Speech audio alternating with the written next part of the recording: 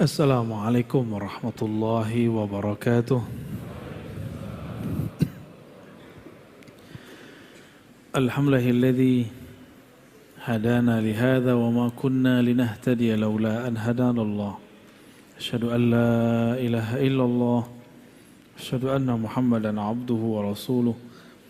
Allahumma salli wa sallim wa barik ala sayyidina Muhammad wa ala alihi wa ahli baitihi wa dhurriyyatihi wal mahdi khalifatihi wa sallim. Allahumma bika asbahna wa bika amsayna wa bika nahya wa bika namut wa ilaika an-nushur. Bismillahilladzi la yadurru ma'a ismihi syai'un fil ardi wa la fis samaa'i was-sami'ul 'alim. Bismillahilladzi la yadurru ma'a ismihi syai'un fil ardi wa la fis samaa'i was-sami'ul 'alim. Bismillahilladzi la yadurru ma'a ismihi syai'un fil ardi wa la fis samaa'i wa huwas samiul 'alim. Wa nas'aluka khaira hadzal yawm wa khaira ma fihi wa khaira ba'dah. Wa na'udzubika min syarri hadzal yawm wa syarri ma fihi wa syarri ba'dah. Amin ya rabbal alamin. Sallallahu ala sayyidina Muhammad. Baik jemaah subuh yang diberkahi Allah. Insyaallah kita akan membahas fawaidudz dzikri ijmalan. Faedah-faedah daripada zikir secara umum. Di kitab ini disebutkan sekitar 42 faedah zikir.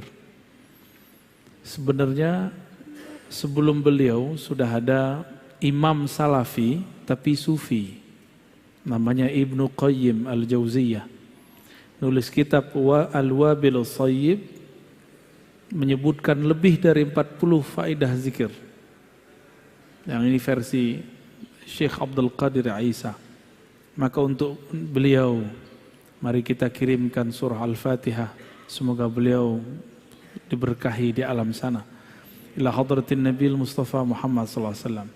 Wa ila Sayyidina Abi Bakr wa Umar wa Uthman wa Ali wa sadatina ahlu turuq as-sufiyah wal awliya as-salihin wal ulama ilmin khasatan. Muallif hadzal kitab mursyidna Syekhna Abdul Qadir Isa wa talamidhihi wa man akhadha anhu wal hadirin wal hadirat. Al-Fatihah. Na'udzubillahi bismillahirrahmanirrahim.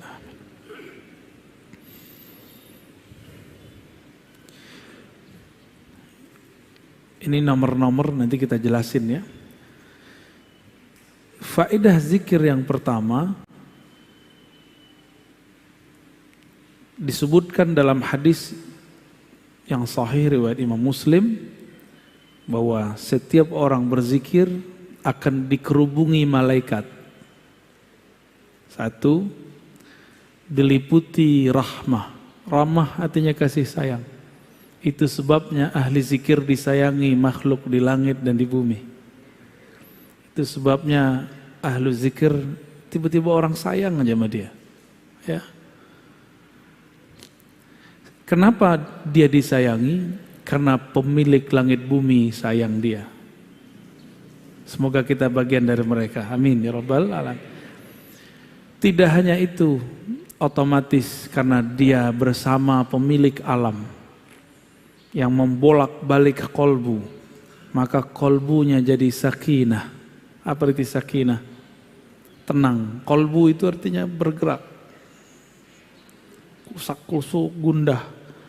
Kata orang apa? Gundah gulana. Ente gundah gak? Jomblo. Pasti gundah deh ini tiap malam. Tidur meluk bantal kan. Tapi kalau dia zikir, ada sakinah di kolbunya. Insya Allah. Apalagi namanya viral di langit. Antum gak terkenal di bumi gak apa-apa. Yang penting terkenal di langit. Wa zakarahumullah fiman indah. Itu udah berapa tuh? Udah 4 ya. Jadi nanti bisa lebih dari 42 itu. Pertama apa? Malaikat menghubungi, haffat bihimul malaikah. Jadi antum nih sadar atau tidak kalau lagi majelis rotibul haddar, rotibul attas, istighatsah, zikir pagi sore, baca Quran, itu banyak malaikat yang menghubungi. Ya. Ama kita itu ada malaikat-malaikat khusus. Malaikat itu senang ditambah malaikat-malaikat rahmah. Maka sejauh yang saya perhatikan, nggak ada ahli zikir itu yang miskin. Apa yang dia butuhkan, yang dia perlukan, Allah tunaikan. Meskipun terlihat hidupnya susah, tapi hatinya tidak susah. Miskin ini kan konsep berpikir. Konsep berpikir yang tidak pernah merasa puas. Itu miskin. Ya. Antum dulu gajinya 300, puas. Kaya itu. Sekarang orang banyak gajinya 300 juta, masih korupsi. Ya. Apalagi yang kedua, orang yang sibuk berzikir, maka semua hajatnya, tadi barusan kita sebut, Allah penuhi meskipun dia tidak meminta. Kalau tadi hadis Muslim, sekarang hadis Tirmidzi. Orang yang sibuk dengan Quran, sibuk dengan zikir, Allah cemburu. Kalau di hatinya terbersit sesuatu, Allah nggak mau. Maka sebelum terbersit, Allah tunaikan apa yang akan dia butuhkan, diperlukan. Maka jadi ahli zikir itu agak ngeri juga Pak. Terbersit sesuatu datang. Tapi kalau antum zikir kayaknya belum ya. Gawat Pak kalau sudah masuk zikir dalam kolbu. Allah senang, Allah kalau udah senang, apa aja mau kita dikasih. Karena mau kita saat itu bukanlah kita yang mau, dialah yang mau. Kalau antum kan masih antum yang mau, zikir supaya dapat ini, zikir supaya dapat itu. Jadi masih ada sisi ego, keinginan nafsiyah, keinginan ego, bukan keinginan dari Allah Subhanahu wa Ta'ala. Kayaknya pada pengen zikir semua nih, tapi salah niat.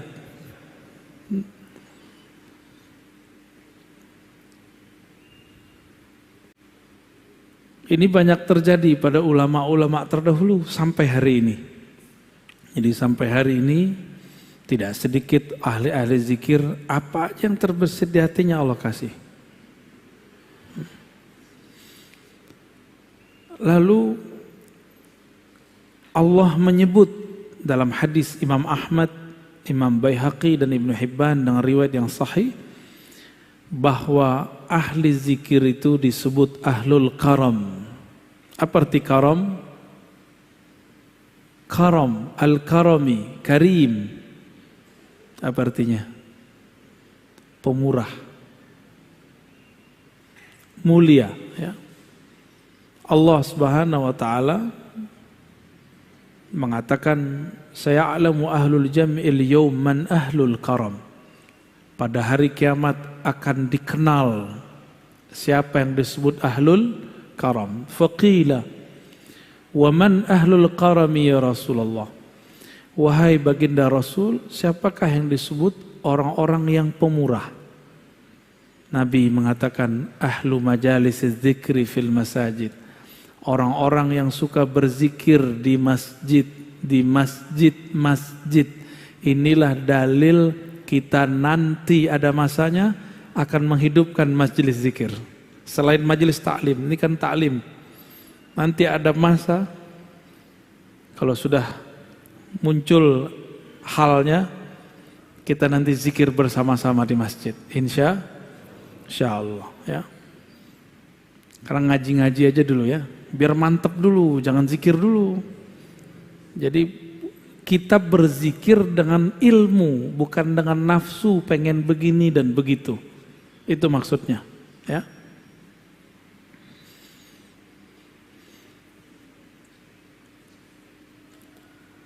Kalau tadi yang pertama, orang yang berzikir, malaikat mengerubungi. Itu malaikat rahmat di bumi. Ada malaikat-malaikat muqarrabin di langit. Mereka berbangga-bangga. Bukan mereka ya, Allah yang membanggakan kita di hadapan mereka. Satu kali Sayyidina Nabi SAW kharaja ala halaqatin, keluar ke satu halaqah yang ada di masjid. Nabi nggak pernah suruh buat halaqah, Nabi nggak pernah suruh buat zikir, tapi sahabat inisiatif buat halaqah, lingkaran zikir, lalu mereka berzikir dengan pimpinan seseorang. Nabi keluar, Nabi tanya, ma ajlasakum, apa yang membuat kamu duduk bermajlis berhalaqah? Lalu mereka mengatakan, jalasna nazkurullah wa nahmaduh. Kami duduk ya Rasulullah untuk berzikir dan memujinya. Berzikir dan memujinya. Faqal atani Jibril. Di riwayat Muslim, ini diulang sampai 3 kali. Allah, demi Allah, apakah untuk itu kalian zikir? Untuk itu kalian duduk, berkumpul? Lalu mereka merasa ketakutan. Jadi mereka ini buat inisiatif majelis zikir di zaman Nabi. Dicecar pertanyaan 3 kali oleh Rasulullah. Perasaannya gimana itu Pak? Khawatir dituduh sesat. Lalu Nabi mengatakan, bukanlah aku ingin menyalahkan kalian, tapi aku ingin memastikan kalian ngapain, karena di langit lagi rame. Atani Jibril, Jibril mengabarkan kepadaku, di langit lagi rame. Kenapa? Innallaha yubahi bikumul malaikata. Allah membangga-banggakan nama-nama kalian di hadapan malaikat-malaikat muqarrabin. Jadi orang-orang yang suka membuat majelis zikir, masyhur dia di langit. Maka dulu siapa? Almarhum Ustadz Arifin Ilham, almarhum Ustadz Fulan, udah banyak dari dulu. Itu namanya diharumkan. Tapi kalau sekedar nama harum, kalau nggak rajin zikir nggak harum lagi. Maka harus mengenal jalur pintas, harus kenal siapa yang dizikirkan. Seandainya Allah tidak menyebut nama kita lagi di hadapan mereka, Allah masih menyimpan sirnya dalam ilmunya. Ya. Jadi lebih tinggi ma'rifat. Zikir itu ada 2. Zikir menyebut, zikir mengingat. Nah, mengingat itu mesti ma'rifatullah, kenal Allah Subhanahu wa ta'ala. Kalau zikir menyebut rata-rata cuma cari pahala. Ya, kebanyakan begitu. Tapi berkah juga. Ya. Kurang bukti apa Pak? Ustadz Arifin itu, ya. Ustadz siapa lagi yang mengajarkan zikir di Betawi? Saya dengar dulu ada Kiai Benyamin, masih aktif nggak? Itu buat majelis Hizib Bahar, ya. Rame orang zikir. Habib kita buat majelis Ratibul Haddad, Ratibul Attas. Allah ramaikan. Allah yang meramaikan, bukan dia. Maka aneh jika ada ustadz, habib, kiai merasa tersaingi kalau ada muncul majelis baru. Itu aneh. Ya, berarti dia nggak mengerti politik langit. Ya. Nggak ngerti dia. Orang begini jahil billah. Dia cuma berzikir ingin cari makan. Zikir bukan cari makan. Zikir mau cari ridha Allah Subhanahu wa ta'ala. Muncul kelompok baru, zikir. Gak apa-apa, malah senang kita. Alhamdulillah, negeri ini tambah harum dengan zikrullah. Begitu seharusnya. Bukan malah merasa tersaingi. Kita itu marah kalau ada yang membid'ahkan. Ya, satu suara dong. Jangan kayak teman saya di seberang sana. Datang, adik kelasnya datang. Buat majelis, diperintahkan guru. Apa kata dia? Lu lapor sama gua. Urusan apa? Ya, ini wilayah gua. Siapa yang punya wilayah? Yang punya wilayah kan Allah Subhanahu. Tapi memang kalau kita ngajar di suatu tempat, ini adab. Ada guru tua di sana, kita silaturahim. Tapi seandainya enggak, kita nih orang tuanya, kalau tadi orang mudanya. Kita nih orang tua di sana. Ada anak muda baru buat majelis zikir, mereka enggak silaturahim, enggak apa-apa. Justru kita katakan, ya Allah, engkau akhirnya meringankan beban-beban tugasku. Begitu seharusnya. Ya. Emang mimpin zikir menurut antum enak? Hah?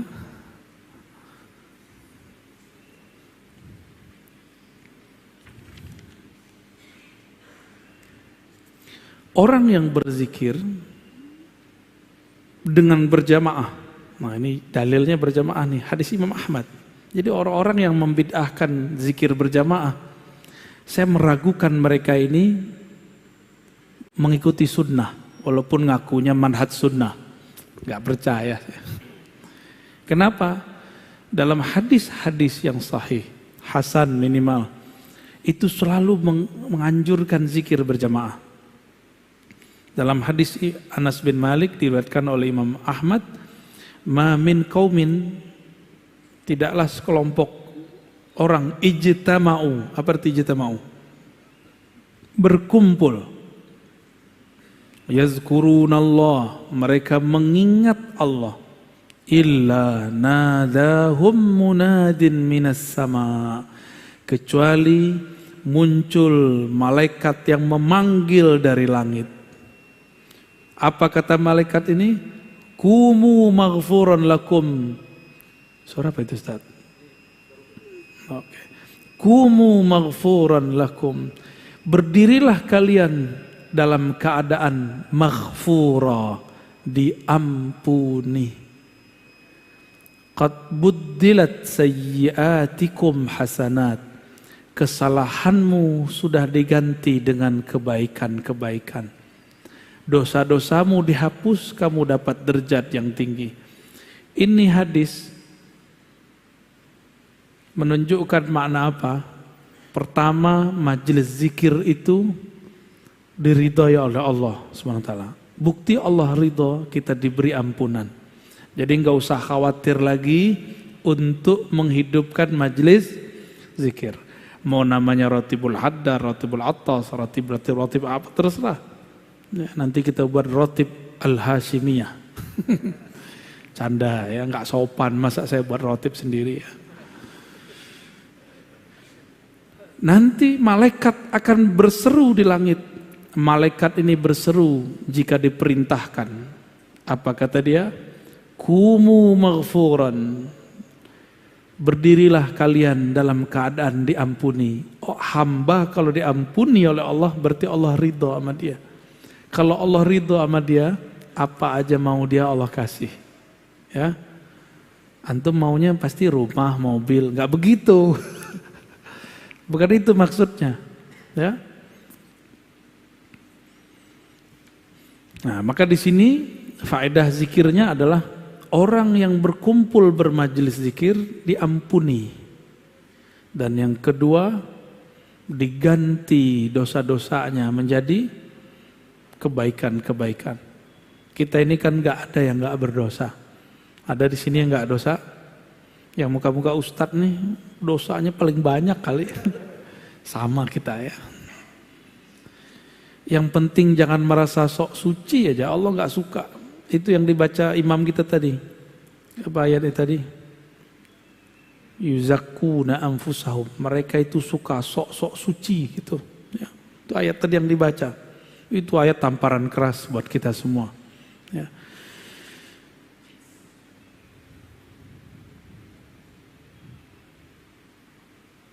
Terjadi dialog antara sahabat dan Nabi. Kana Salman fi isabatin yadhkurunallah. Satu kali Salman Al-Farisi. Salman ini orang Persia Iran. Beliau umurnya di atas 200 tahun. Masih hidup, masih seger. Kalau di riwayat Imam Zahabi 250 atau 350.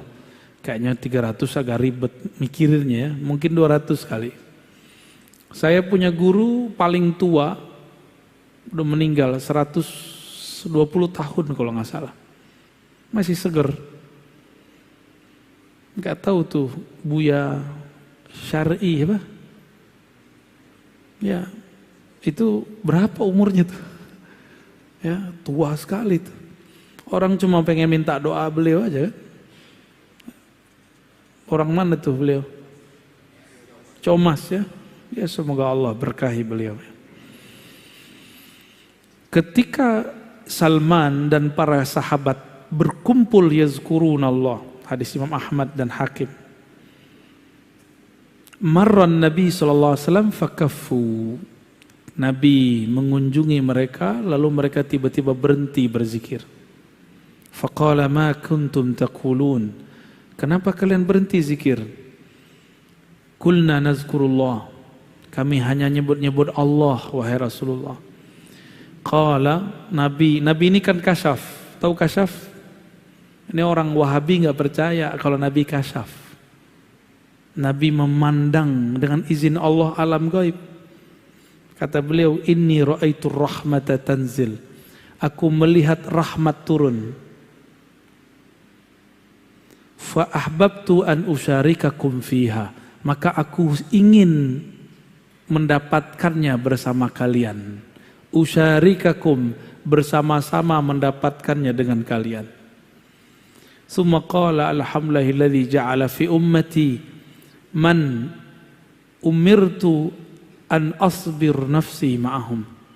Segala puji bagi Allah yang telah menjadikan di antara umatku ada kelompok yang aku diperintahkan untuk bertahan bersama mereka. Maka ini kabar gembira buat ahli zikir, orang yang suka berzikir berjamaah. Rasulullah berbangga dengan kalian.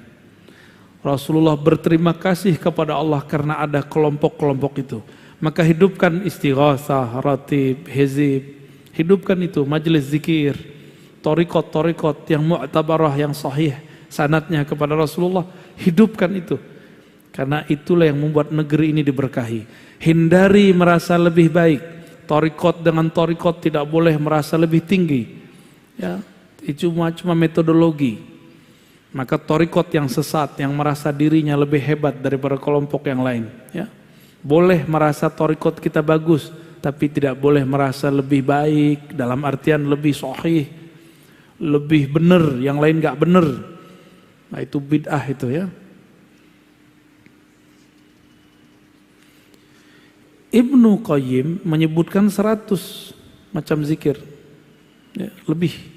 Pertama, manfaat zikir ya. Annahu yutridu syaitan wa yuqmi'uhu wa yuksiruh. Orang kalau berzikir maka syaitan tertolak.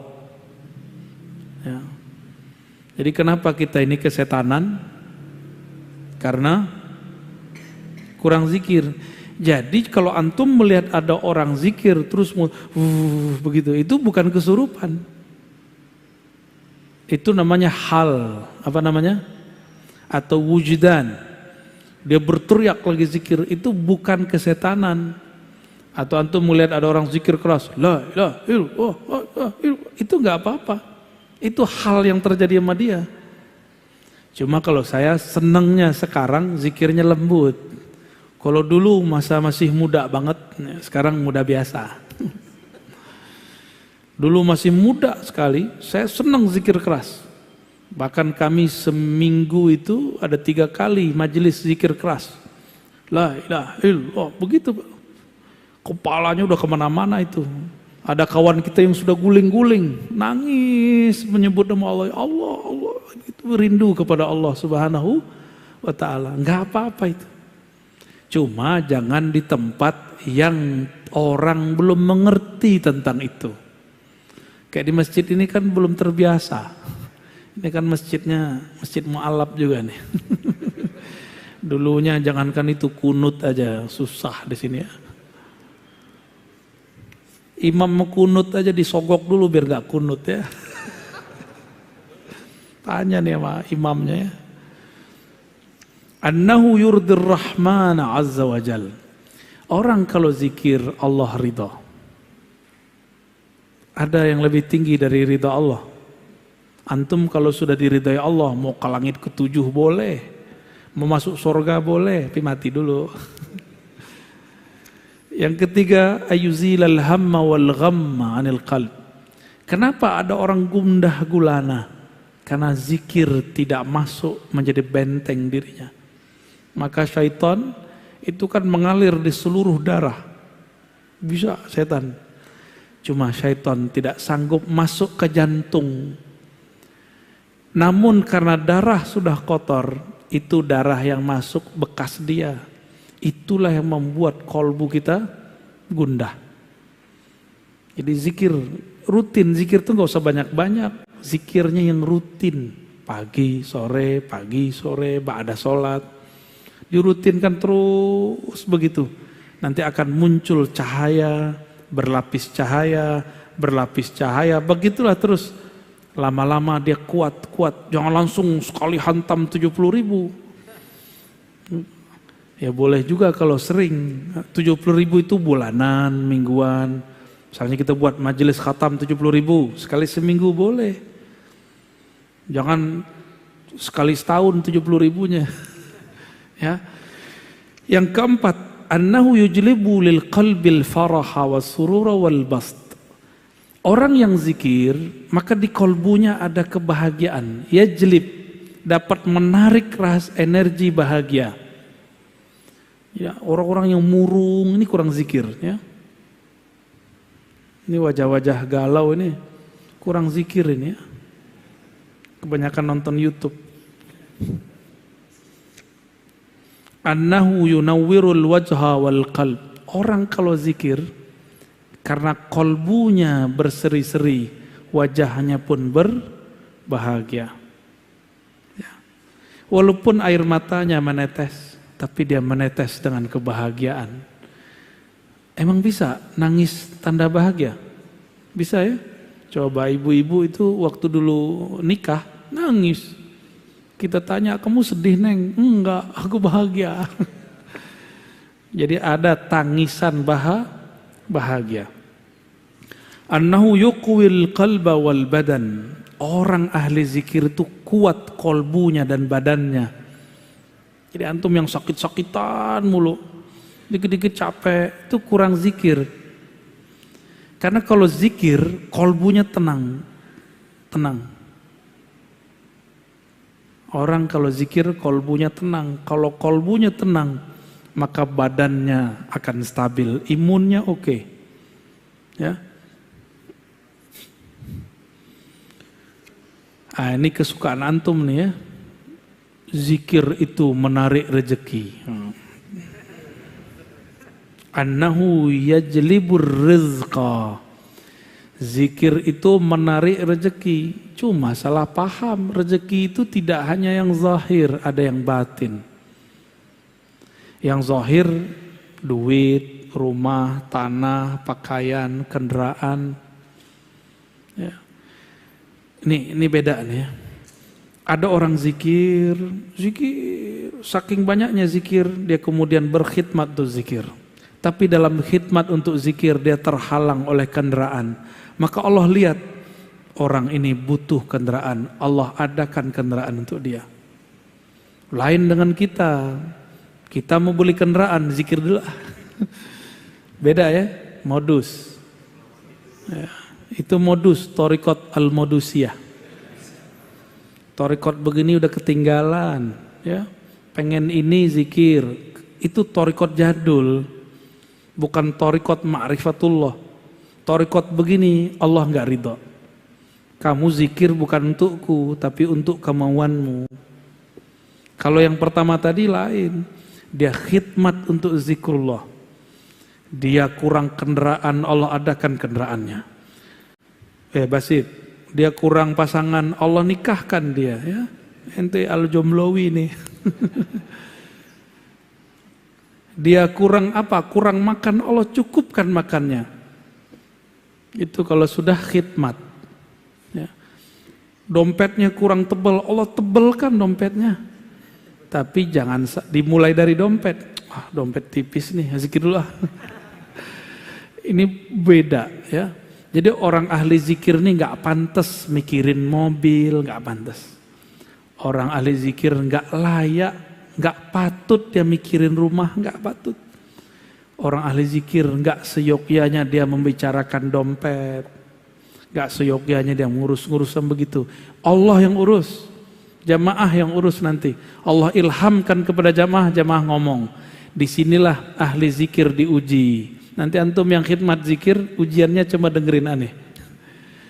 Kita rajin zikir nih, buat majelis zikir. Allah ilhamkan seorang kaya, dia ngomong, Ustadz, Kiai, Buya, nanti kalau saya dapat rezeki, saya beliin rumah dan mobil. Nah, nanti begitu. Itu ujian. Allah sengaja tes case. Ditesnya orang, dia ahli zikir atau pengen sesuatu dalam zikirnya. Kalau dia ahli zikir, dia cuek aja. Kita digombalin orang. Ya. Orang kalau susah kan ngomong begitu. Tapi kalau udah punya, eman juga nih duit. Masa dibagi-bagi sama orang, dia kan kerja ngapa-ngapain. Yang kerja aku, si Ustadz cuma doa-doa doang. Gak usah lah, amplop aja lah 500. Ya salam. Minta kaya, ngasih amplop Ustadznya segitu kan. Doanya minta dunia akhirat. Itu kejadian, si Ustadz berubahkah niatnya? Apakah dia tadinya yang berharap kepada Allah, sekarang berharap kepada makhluk Allah? Tuh, tipis-tipis. Kalau lagi zikir yang kebayang amplop, nah, orang kaya, atau ketika zikir teringat Allah yang maha memberi zikir. Kalau matahari terbit, purnama pun tidak terlihat, bintang-bintang hilang. Allah itu pencipta sang surya dan dia tidak pernah terbenam. Dia selalu bercahaya. Seharusnya dia tidak tertutup oleh awan-awan tadi. Itu kan awan tuh yang datang. Pak Kiai, doain saya 6 bulan lagi beli rumah. Banyak teman saya yang kemudian diprank. Merasa diprank oleh orang kaya. Enggak boleh. Itu bukan dia yang ngomong. Ya. Jadi antum kalau ngalamin itu, bukan dia yang ngomong. Dia lagi dipinjam lisannya oleh Allah. Bahwa sang ustadz jika dia istiqomah, Allah akan cukupkan keinginannya. Kebutuhannya. Bukan keinginan. Ahli zikir itu sudah gak ada keinginan. Dia butuh apa Allah kasih. Butuh apa Allah kasih. Kan kebutuhannya ahli zikir ini macam-macam. Datang sendiri aja, ya, nggak dibuat-buat itu. Ente lagi butuh apa, Basit? Butuh pasangan hidup ya. Niatnya benerin ya.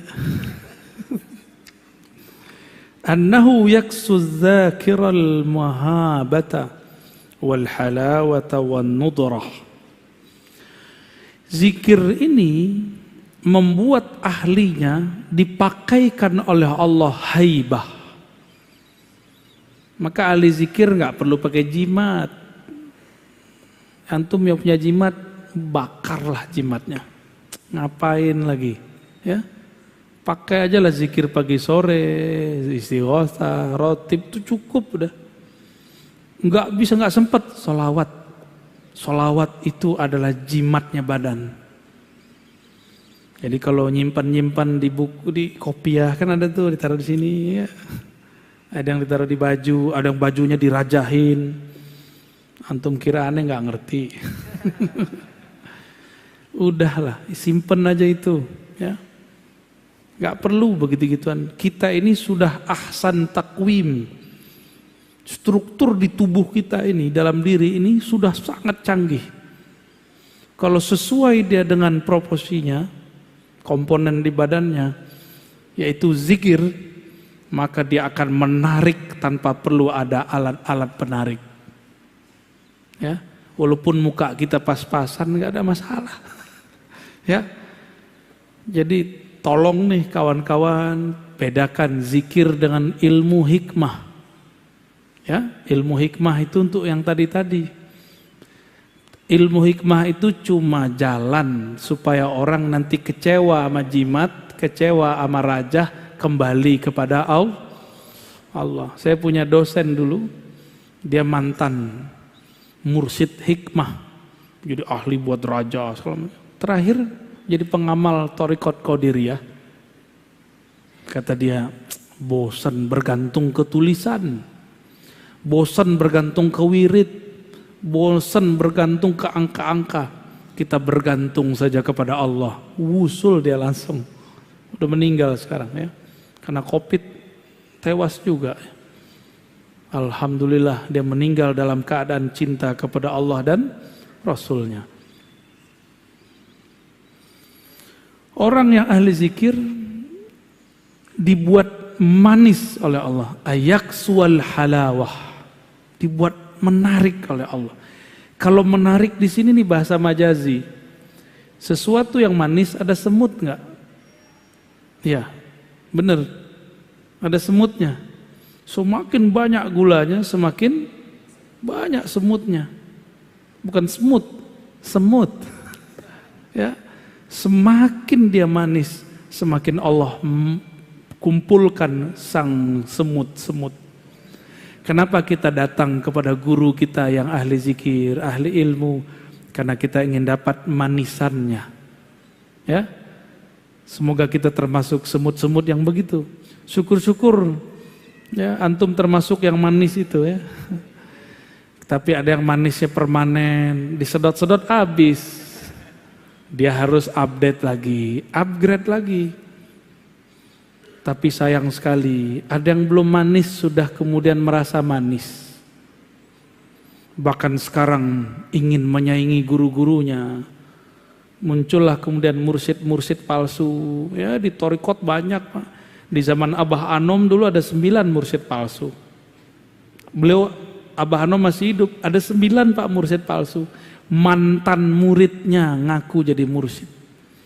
Bahkan meremehkan Abah Anom, banyak. Jadi nanti jangan heran kalau ada orang yang ngaji sama saya nanti saya nggak tahu sekarang ya. Nanti jelek-jelekin saya. Rozi mah belum nyampe. Ya nggak apa-apa. Rozi sesat, nggak apa-apa. Terserah ente. Kita tidak diminta untuk dikenang amal kita. Ya, guru sih sedih muridnya khianat. Cuma itu kan takdir Allah.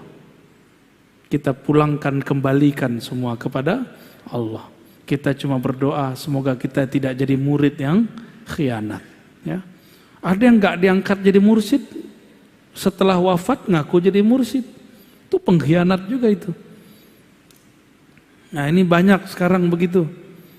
Saya nggak mau ini terjadi pada kita. Maka walaupun saya kolektor ijazah tarekat kemursidan, tapi tidak satupun yang saya kembangkan di luar-luar. Paling di majelis tertutup saya bilang. Karena nggak mau terjadi pergesekan thariqah.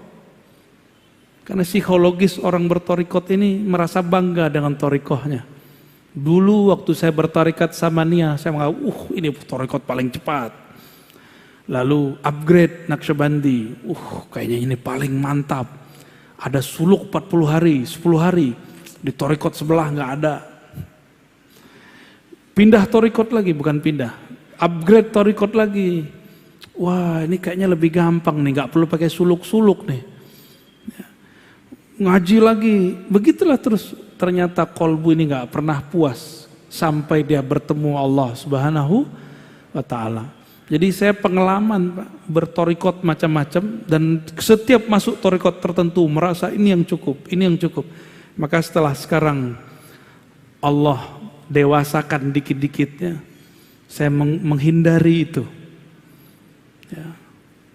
Maka yang antum kan ada yang Naqsyabandi, ada Ba'alawi. Ada yang Qadiriyah, ada yang Syaziliyah, ada yang nggak jelas, ada Idrisiyah, saya lihat. Ada thariqat baru juga nih, thariqat Al-Barawiyah. Paling lucu, di sebuah pertemuan thariqat banyak orang-orang thariqat, sholat maghrib datang. Berlombalah mereka pengen jadi imam karena berharap nanti memimpin zikir. Dipimpinlah oleh salah satu orang thariqah. Yang thariqah lain marah. Bid'ah, thariqat kita beda. Tuh ngapain ente begitu ya? Pada seharusnya dinikmati aja, mau di depan pakai apa zikirnya, ikuti. Nah, ini yang saya hindari. Ya. Itu ciri-ciri torikot ego, torikot nafsiyah, bukan torikot ma'rifat, torikot ruh. Ya, dalam ruh biasa aja. Udah Basit, cukup. Nah, terakhir saya bacakan. Nomor 9 kalau di Ibnu Qayyim. Yuwarrithul mahabbata allati hiya ruhul Islam. Orang ahli zikir pasti kolbunya penuh cinta. Jadi kenapa antum ketemu sekelompok orang ngaji doang dia, nggak ada zikirnya, kerjaannya nyalahin orang mulu, ya. Karena dia kurang zikrullah. Kalau dia sering zikrullah, di kolbunya yang penuh cinta, mahabbah. Mahabbah itulah ruhul Islam. Mahabbah itulah inti orang beragama. Mahabbah itulah yang kemudian Allah menciptakan segala sesuatu karenanya. Dengan mahabbah itulah Allah sampaikan seorang hamba ke hadiratnya. Dengan mahabbah itulah Salahuddin Al-Ayyubi menaklukkan perang salib. Muhammad Al-Fatih dibimbing gurunya Al-Mursyid Al-Kabir Ibn Syamsuddin memenangkan perang, menaklukkan Konstantinia. Tapi spirit ini sekarang dihilangkan. Banyak orang jualan khilafah, tapi dia meninggalkan tasawuf dan zikrullah. Ya, saya kembalikan kepada Ustadz jomblo kita ya.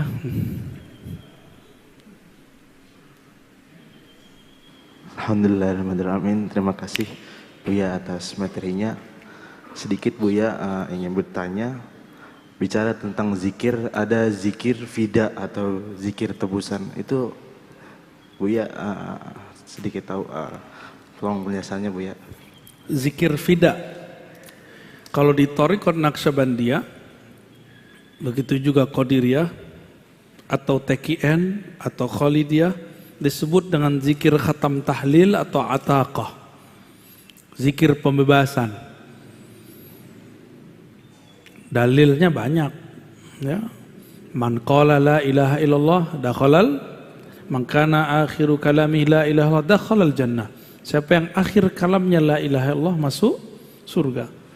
Lalu supaya dapat hak la ilaha illallah, Imam Ad-Dusuqi, Imam As-Sanusi menjelaskan dalam kitab mereka, kitab akidah Sunusiyah, Dusuqiyah, disebutkan faidah zikir 70.000. Disebut zikir itqun minan nar, membebaskan hamba dari api neraka. Ya, itu disebut zikir fida.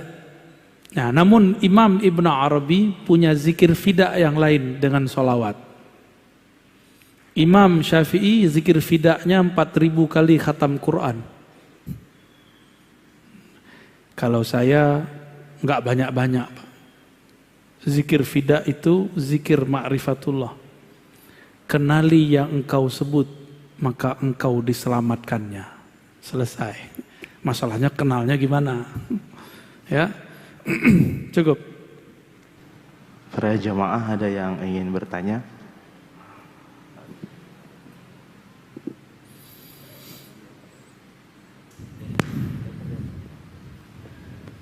Langsung pertanyaannya. Pak Fauzan.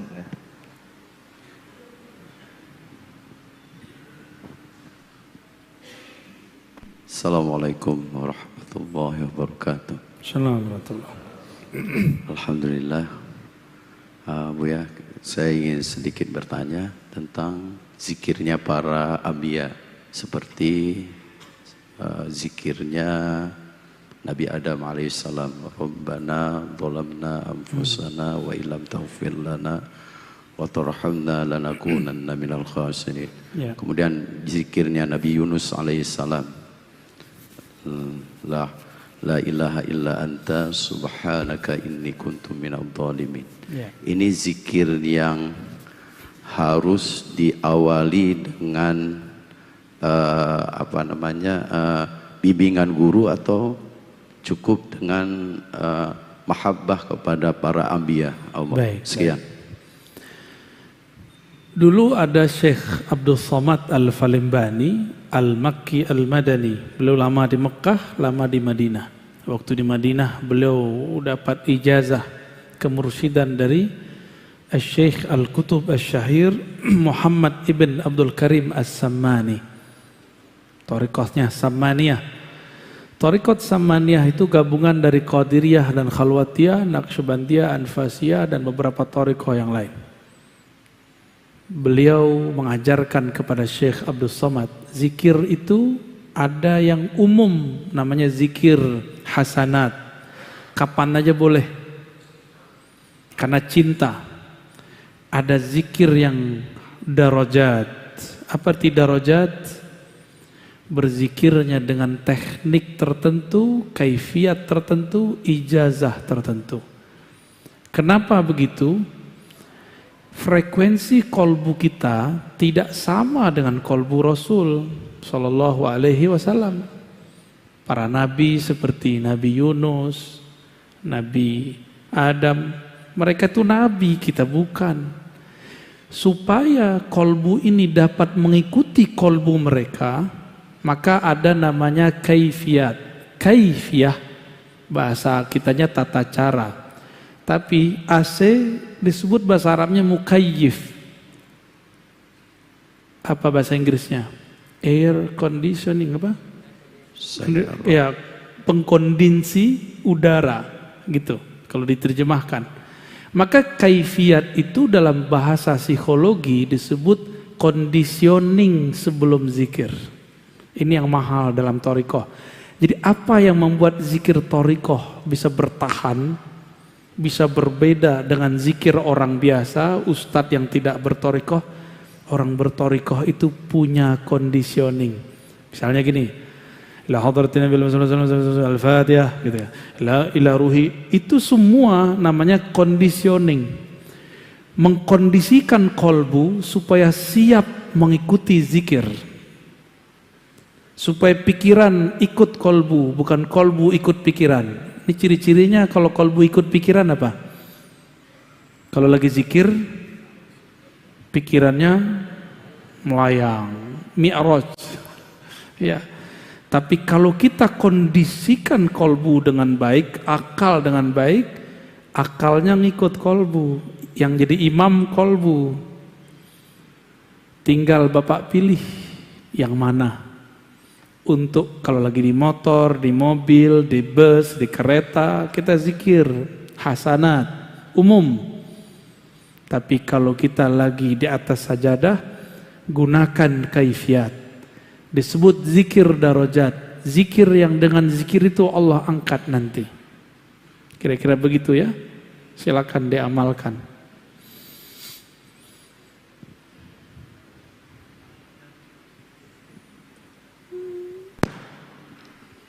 Assalamualaikum warahmatullahi wabarakatuh, Buya.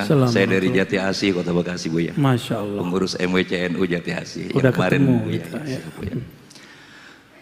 Saya mau bertanya, Buya. Saya pernah bermubahalah pada seorang ustadz yang mereka itu membid'ahkan. Yang kebiasaan kita bertahlil zikir. Lalu dia sedang berceramah, saya bilang begini dalam hati saya, ya Allah, kalau memang dia membid'ahkan kebiasaan kami yang suka tahlil dan zikir, ya Allah, kalau memang tahlil dan zikir ini bid'ah, biar saya yang mati atau dia yang menduduh itu.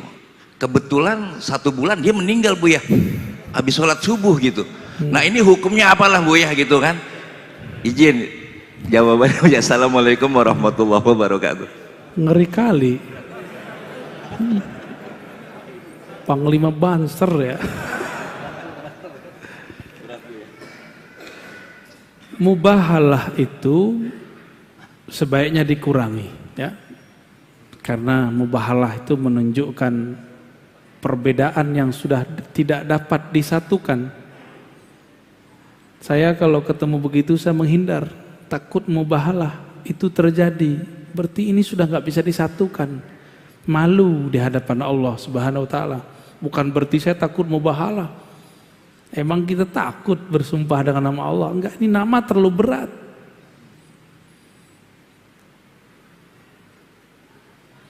Kalau kita mubahalah, yang dianjurkan itu dengan ahli kitab. Dengan siapa? Dan lafaz mubahalah itu ganas sekali. Nabtahil, kami bersumpah. Kalau bahasa orang kita sumpah pocong, sumpah sial, sumpah kutukan. Yang sumpah ini akan membuat hancur binasa dirinya dan keluarganya, sekian keturunan. Itu kan bahaya. Itu bahaya. Nabi diperintahkan begitu karena ahlu kitabnya resek, gak bisa lagi diapa-apain. Ini masih sesama muslim, jadi saran saya ke depan jangan diulang ya. Terus hukumnya gimana? Itu kan kretek namanya di hati. Itu kan bukan kita juga yang buat. Nah ini ujian juga, merasa sakti enggak? Ya. Yang mematikan seseorang kita atau Allah? Ini contoh nih. Dalam hikam, sawabikul himami la tukhriku aswarul aqdari. Himmah yang kuat, batin yang dahsyat. Itu maksudnya. Tidak akan bisa merobek, menghancurkan dinding-dinding takdir, gak akan bisa. Maka dia mati bukan karena kita yang ngomong, tapi Allah pinjem kalam kita, matilah dia karena itu. Kan ngeri juga tuh, ya si abang kita dipinjam Allah lidahnya untuk matiin orang. Contoh gini, saya ambil pisau, kita tusuk seseorang, kalau Allah bilang gak mati. Apakah saya yang kemudian nusuk orang lalu bikin dia mati? Enggak. Ini cuma asbab aja. Ini cuma asbab. Contoh lain nih, antum ngelihat ada orang pinter, bukan pinter dukun ya, orang cerdas. Ini bakal jadi orang hebat nih, terkenal ini. Terkenallah dia beberapa tahun setelah kita ngomong. Pertanyaannya, dia terkenal karena kita ngomong? Bukan, Allah tadi pinjam lisan kita 3 tahun lalu. Allah pinjam lisan. Setelah dipinjam, Allah ngomong lewat lisan, nanti orang ini akan terkenal gitu. Benar terkenal dia. Bakal mati deh, tapi bukan karena kita yang ngomong, tapi kita lagi dipinjam. Itu namanya khatir. Bahasa Arabnya apa? Khatir Rabbani. Khatir, kalau dia berkalam, kalamnya sama dengan kun. Kalau sudah kun, apa aja terjadi. Ya. Tapi kun ada 2, ada kun ahli zikir, ada dukun. Beda-beda tipis tuh. Gitu bang ya, jauh-jauh dari Jati Asih. Ya. Satu lagi. Baik. Yang mana tuh? Yang sono belum tuh? Yang sini belum. Boleh. Yang kecamatan. Boleh dioper. Next, nanyanya pakai kertas aja, ya. Ente bagi kertasnya.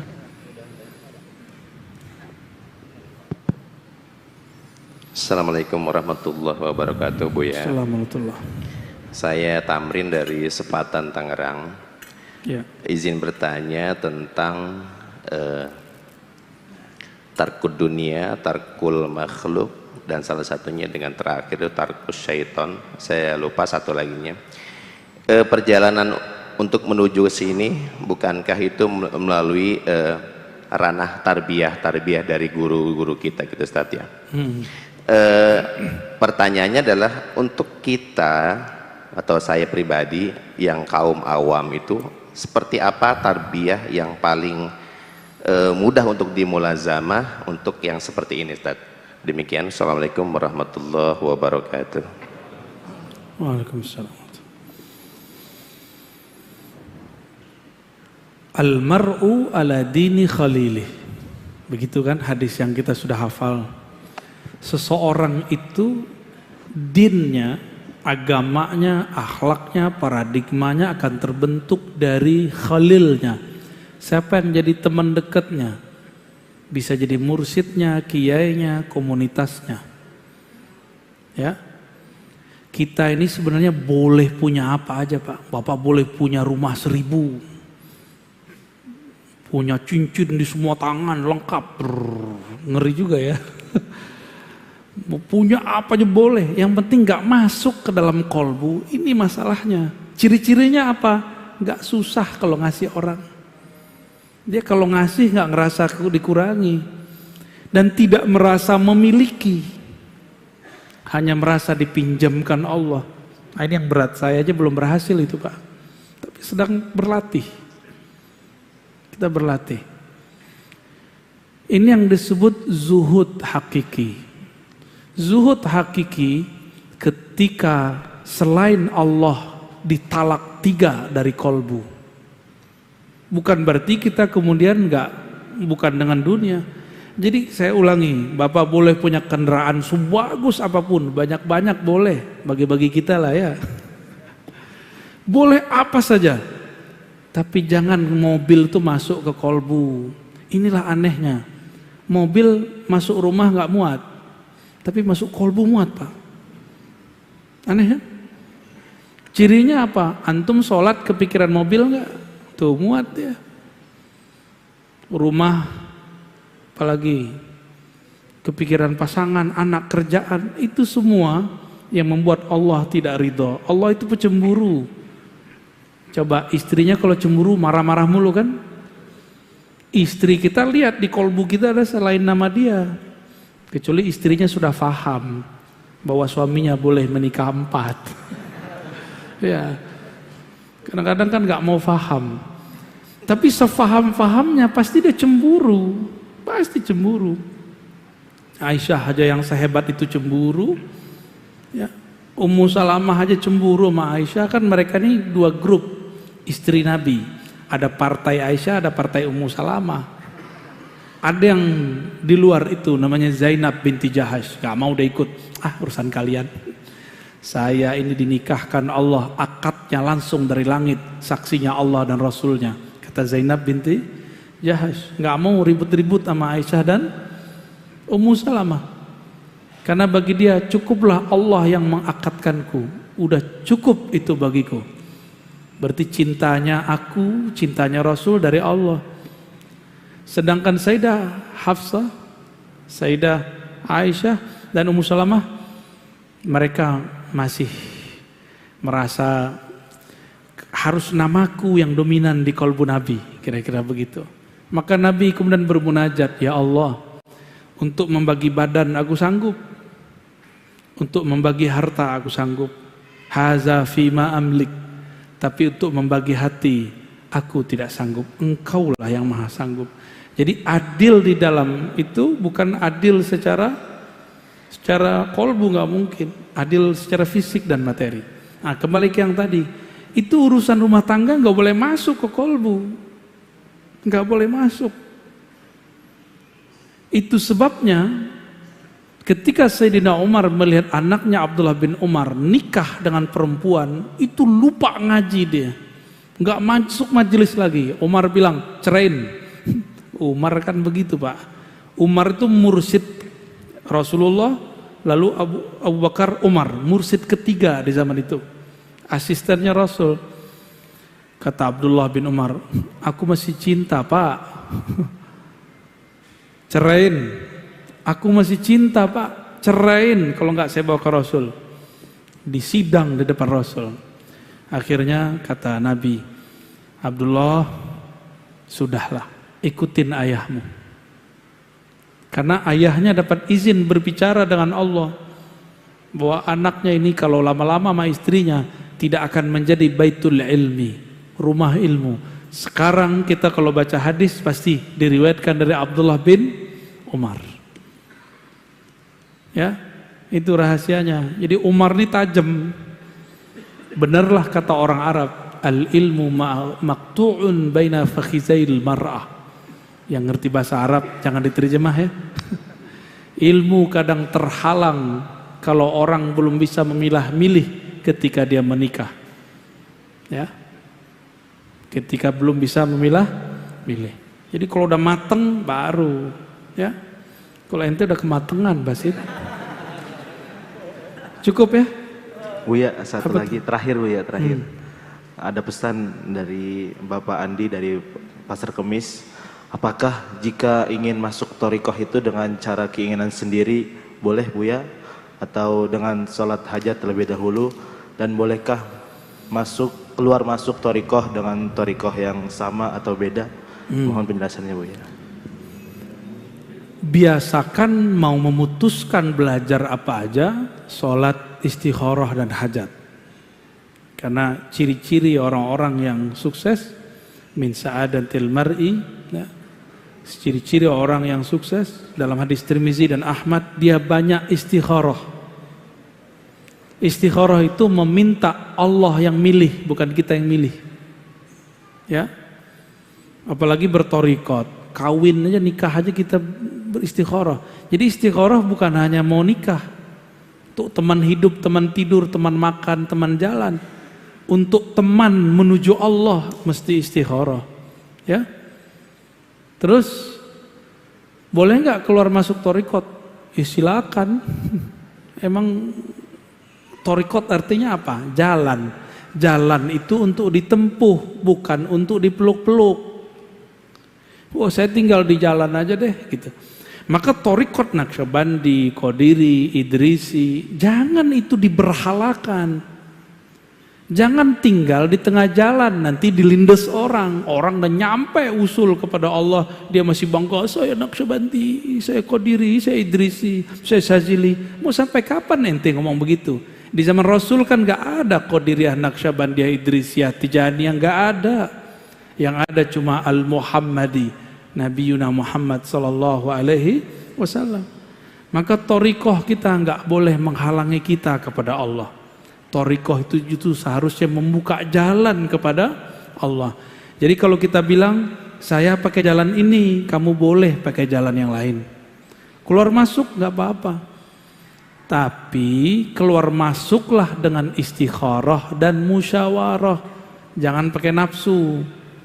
Ya. Dan gak ada jaminannya ustadz terkenal itu lebih usul dari ustadz gak terkenal. Banyak kok mursyid-mursyid mastur tidak terkenal, tapi orang kalau dididik oleh beliau bisa sampai ke hadirat Allah Subhanahu wa ta'ala. Cukup ya? Barangkali itu semua Bapak Ibu, sahabat-sahabat, ikhwan akhwat fillah, semoga kajian kitab ini diberkahi Allah Subhanahu wa ta'ala. Ya. Mohon maaf dari saya, seperti biasa tidak usah salam-salaman. Semoga Allah membuktikan cinta kita semua. Assalamualaikum warahmatullahi wabarakatuh. Izin doa dulu.